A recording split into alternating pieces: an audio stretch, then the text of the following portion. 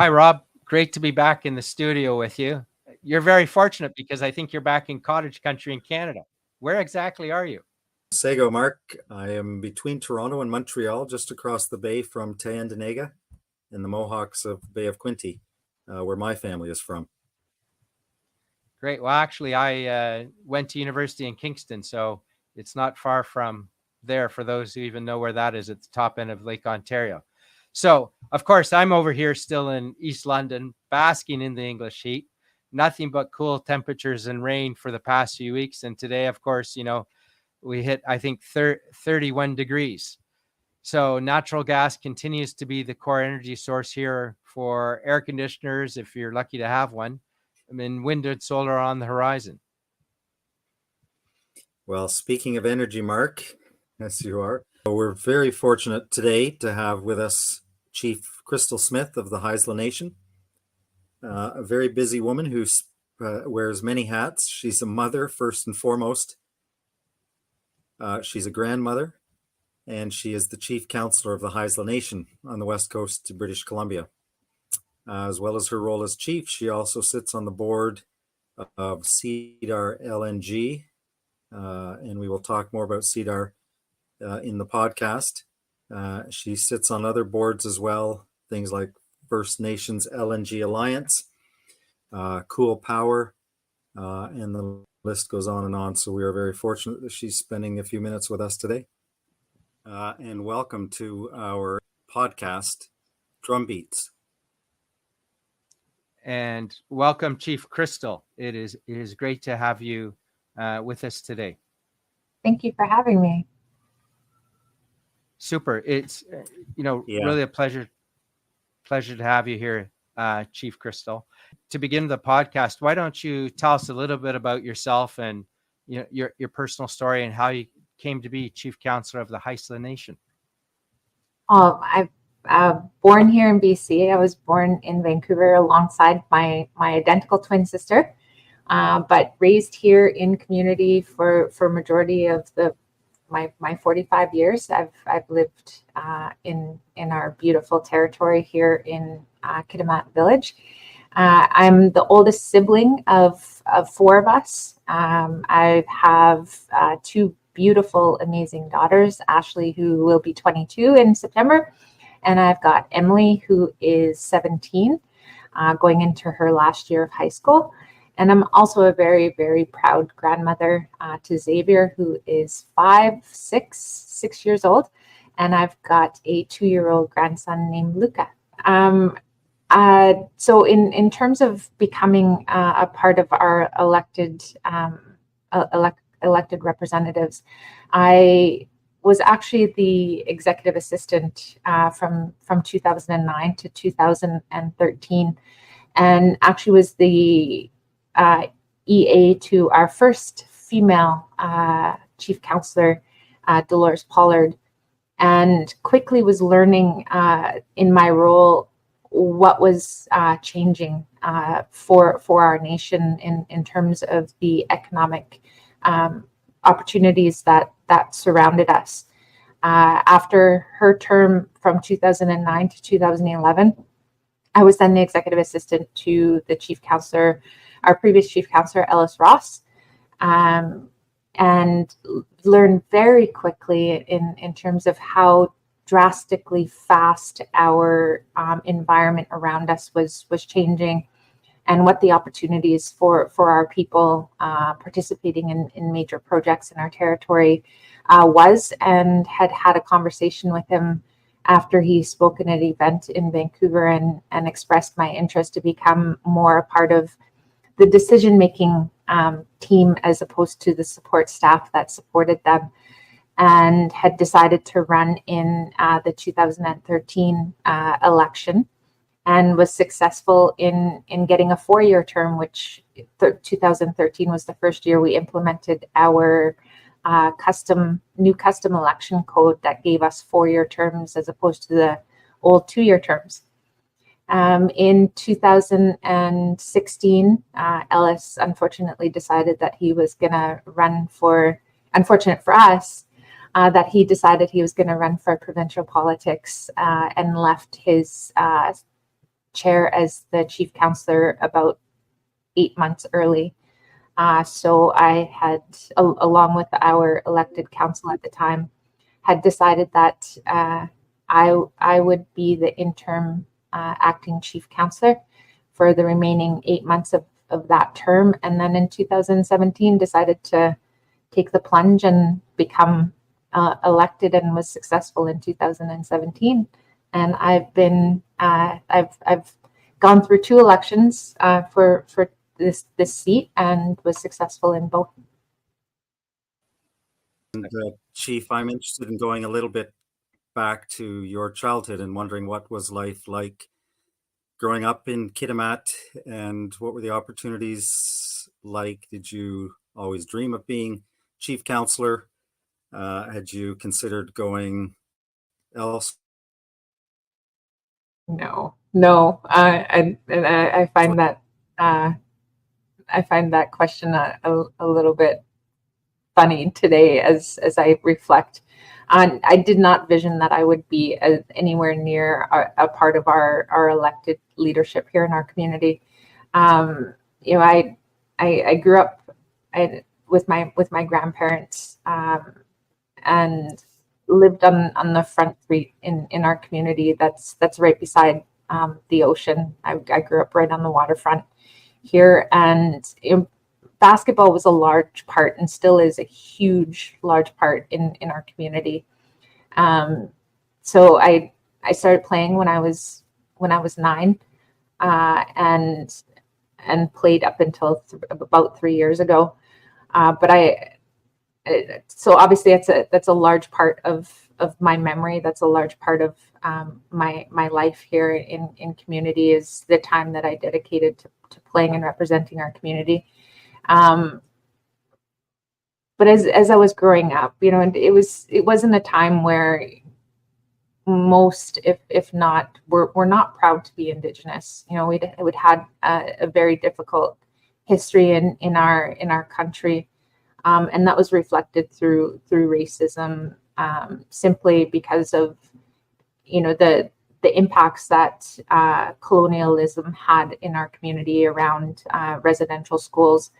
The 60 scoop, it left a huge mark in our communities when it came to the social impacts that we grew up, that I grew up witnessing in our communities. You know, a large part of it was alcoholism, and you know, I often remember growing up hearing about statistics about how, you know, our community school wasn't as up to par, and if we went into high school, that our students were failing, and there was no supports being provided to us. So there wasn't an environment that was around our youth at the time that really fostered success. It was more hearing the negative aspect of everything which meant to be Indigenous.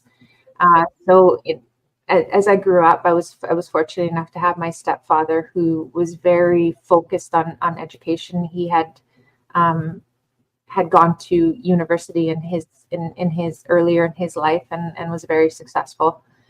He talked to my twin and I about how important it was to finish high school and to further our education. But when you grew up with that type of expectation already set from society, you don't have the inspiration to aim higher. And I felt that tremendously. So in growing up in our community, you know, I would often walk by our old band office, and think that's probably my only my only option is to work there. So I often pictured myself either working as the front desk receptionist, or as a janitor one day. You know, the only other opportunities that were here in our territory were, you know, being a teacher at a local school, or working in what was referred to as ALCAN. So I chose I envisioned myself working in the band office, and you know, eventually I found myself as an executive assistant here in our administration office. It doesn't sound like, yeah, you were driven with sort of leadership goals. Were you always captain of the basketball team, or were you? No. And yet, here you are, uh, chief counselor in Canada. You member of other boards, doing really interesting things in economic development space with Indigenous participation and ownership. And so that's a bit of an inspiration, I would think, to a lot of people who might not see themselves as born leaders, but Yeah. who become and develop into leaders like yourself.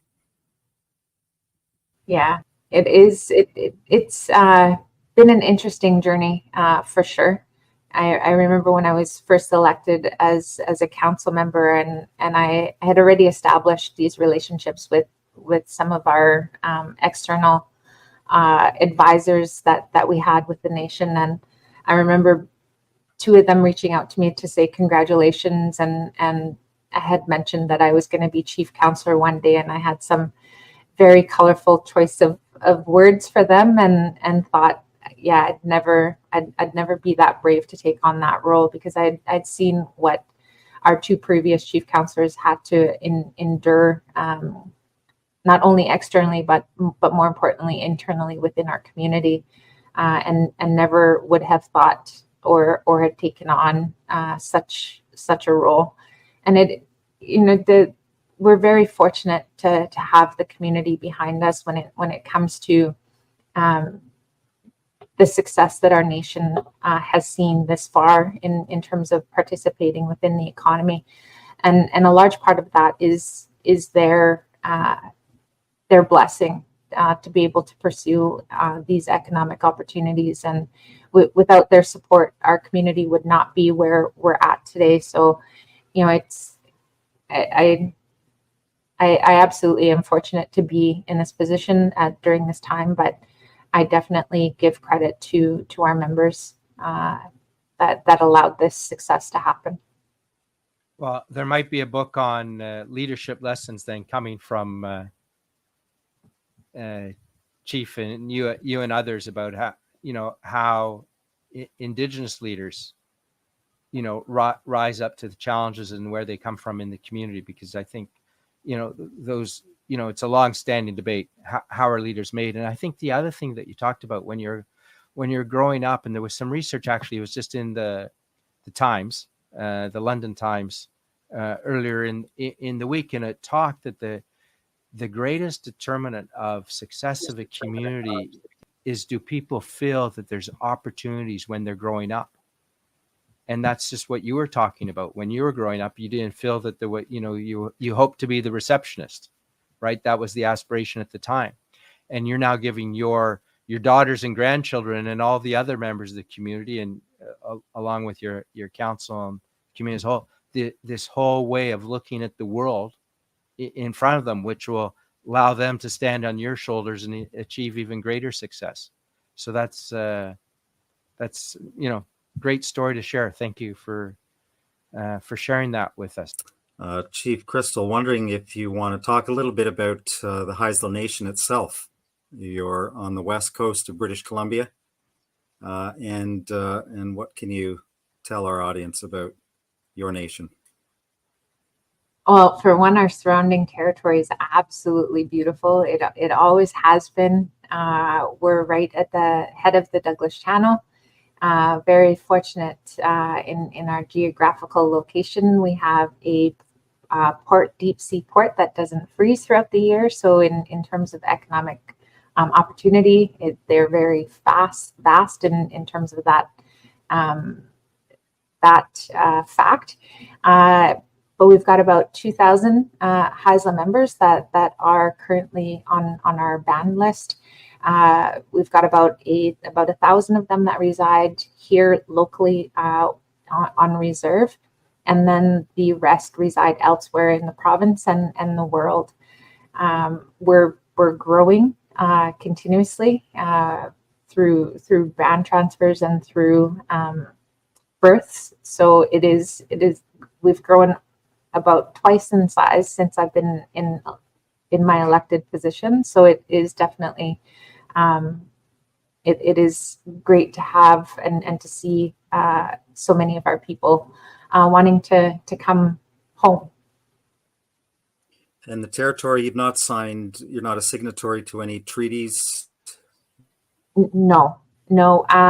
Actually, within that process, we had been participating, going through treaty negotiations when I first came to work with our nation in 2005, 2006. However, with the blessing of our community, we actually stepped away from those negotiations because we had felt that we were able to achieve a lot of the self-determining goals that we had. We were able to see that we were able to do that without participating within the treaty process. So we have been away from that table for nearly 10 years or so.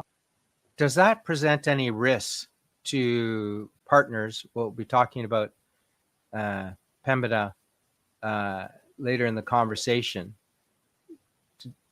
Does that cause them any concern that there's no treaty? You know, I wouldn't necessarily say it would cause any risk to Pembina. I think for the most part, when I take a look at and witness some of the work they have been doing, a large part of the work that they have been doing is with treaty nations. However, in regards to working in BC, you know, we've been able to accomplish a large part of that self-determining outside of the treaty through, you know, making the decisions to do everything that gives us the ability to make the decisions outside of treaty on our own already. And I think in terms of the importance and values that both the province and the feds are placing in UNDRIP and all of these, you know, that respecting Indigenous rights, I think alleviates a lot of that risk that would potentially be associated with a partnership with a community like mine. Excellent. Great to hear.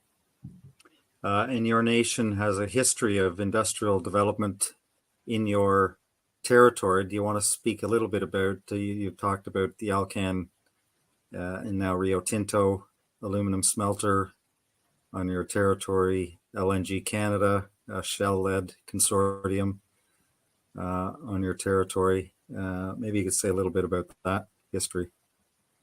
So our community has experienced industrial development for the past 70 years. We, like I'd mentioned, our geographic location is one that is definitely allows for many opportunity to happen here. The aluminum smelter was built 70 years ago and has successfully ran for the past 70 years in our territory through a modernization that happened with their technology in 2009. We also had, at the time, had a pulp and paper mill that was operational. Unfortunately, it closed down in 2000 and I would say 2007 or 2008. It had shut down, and then we had a methanol plant that was operating here as well. Now the difference between those and today's opportunity is our nation did not have in participating in any of those industries when it came to having a say in how those were built and how they operated, or a share in those opportunities, whether it was through contracts, through the construction or through operations, and very limited opportunity when it came to employment for our members. So while our region had suffered economically in terms of those the two operations shutting down, we didn't see much of an impact in terms of taking care of our own membership, because there was just simply not enough employment opportunities within the aluminum within the mill or the methanol plant. So and then, you know, as LNG is not something that is new to our territory as well. We own a parcel of land on the west side of the Douglas Channel called Bish Cove, and in the early 80s, our leadership at the time saw an opportunity that it would be utilized for industrial development, and at the time we had a import facility of LNG being proposed for that site, which unfortunately did not happen. However, our people had zoned that parcel of land for industrial purposes. Later, it would become an export facility where many different companies had come in and proposed a facility for that site. At one time, within the last 10, 15 years, we had about 5 LNG facilities being proposed for our territory. LNG Canada being one of them, and the Kitimat LNG facility, which was led by Chevron, being two of the more prominent, longer-standing proposals for our territory. And we were fortunate enough to be a large part of LNG Canada's, how they were designing the facility, when work would be done. We had a very large responsibility in participating within that project and having our say when it came to our cultural relevance in our territory. So we're very active with LNG Canada and Coastal GasLink, and we're fortunate to see a positive FID in 2018, and we're nearing the completion of the construction, and hopefully within the next year or so we will see the first cargo leave our territory of LNG heading to Asia, and to see the plant operating. Yeah, that's fantastic. And there have been some big days. 2018, getting LNG Canada to their FID decision, positive decision. And then recently Cedar LNG and its positive decision. You've got a lot to celebrate. Curious about the LNG arrangement. You talked about how involved Haisla Nation was. Was that through, that wasn't through equity? Was that through a contractual arrangement? That was through, so with LNG Canada, we have our impact benefit agreements with them. So in terms of that conversation, we didn't have, through that project, we do not have any equity through LNG Canada. However, we established very important relationships at the beginning to have our opportunity to be active participants to that project. So maybe we could just spend some time, talking about what it was like to be in the community. And, at the time you had Alcan there, huge projects, some other huge investments. And, you mentioned when they shut down, it wasn't a big issue for the community because you hadn't benefited from it. That's absolutely amazing. Maybe if we could you talk a bit more about what that was like, seeing these massive investments in their physical, right? You could see them on your territory and you hadn't benefited from that. What was kind of the view in the community? Because obviously that shaped how you approached the Cedar LNG investment. Yeah, so it was Yurakan pulp and paper mill and methanol, their Methanex plants that shut down. And through the development of all the projects in our area, because we had no share and no say in terms of how they were developed and how they were built, ultimately not having a say in the impacts that they would have in our territory, or without having any opportunity to assist with the mitigation of those impacts. They, with the operation of the industry, I remember growing up in our community, and the ulikin, which is is a huge staple of our cultural food here in our territory. It would run in the Kitimat River. They were abundant in many different areas, rivers here in our territory. And I remember growing up and listening to my grandparents talk about how we were losing them and never really understood why. I could just sense the urgency in my grandparents as they spoke about it, and how they were able to taste and to smell effluent in the ulikin that they would catch. There were a tremendous amount of impacts in terms of the impact on our culture through those operations, and for the fact that, you know, we even up to when they were still operating, would hear about the limited opportunity and the lack of desire of any of those operations that would want to see any of our people become successful through employment in their operations. So when Methanex shut down, I believe we had maybe a handful, if not 2 or 3 members working within their facility. So when Methanex shut down, you know, we had our departments actively looking and looking for not only employment and how their skills would be able to be transferred to any other opportunity that we saw in our territory.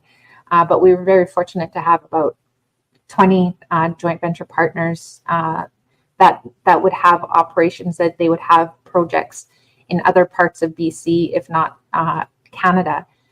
So we quickly would have our staff either provide training opportunities to enhance their skill set, or they would be able to transfer their existing skills to our JVs. And the same occurred when Yurkan shut down. You know, I wasn't a part of our elected leadership at the time. However, I remember coming into this office and hearing the urgency around the members that did have employment there about what their futures would look like. But again, very, very small, maybe a handful to 10 members that had employment there that essentially lost everything. They lost their retirement savings when Yurkan decided to shut down. But we quickly again, the nation came to work for those members to find opportunity.